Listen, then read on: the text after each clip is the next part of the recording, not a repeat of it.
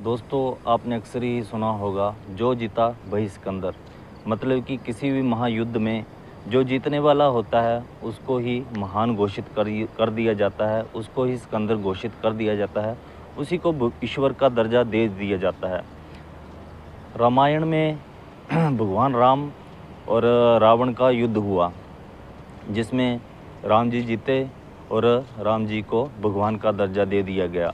और दूसरी तरफ अगर वहीं इस युद्ध में रावण जीता होता तो कहानी कुछ और होती, शायद रावण को भगवान घोषित कर दिया जाता।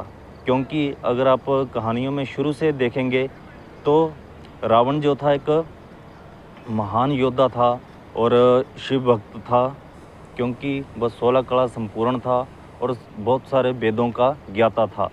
और शुरू से ही जो शिव भक्त था, जब स्वयंवर रचा गया तो उसके लिए धनुष को तोड़ना कोई बड़ी बात नहीं थी, लेकिन कहानियों में सुनाया जाता है कि वो तोड़ नहीं पाया, शिव धनुष को उठा नहीं पाया।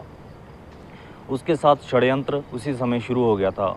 उसके बाद शायद उसने अपनी बहन का बदला लेने के लिए सीता जी को उठाया और उसी समय वहीं पर जो है युद्ध का आगमन जो है शुरू हो गया।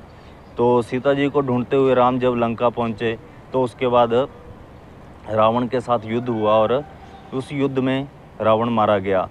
और उसके रावण के मरने का मुख्य कारण रहा उसका भाई विभीषण, जो कि रावण का साथ छोड़कर राम के साथ मिल गया। और उसके बाद जो राम और रावण में युद्ध हुआ तो रावण उस युद्ध में मारा गया। और दूसरी तरफ भगवान राम के साथ उसका भाई लक्ष्मण कंधे से कंधे मिलाकर खड़ा रहा, जिसकी वजह से हम कह सकते हैं कि जो राम जी हैं युद्ध जीत गए। इस युद्ध में अक्सर ही आप देखेंगे कि राम जी भी हर तरफ से महान थे और दूसरी तरफ रावण भी हर तरफ से किसी भी तरीके से वो भी कम नहीं था, लेकिन किसी कारणवश वो हार गया, जिसकी वजह से उसको राक्षस दुराचार घोषित कर दिया गया।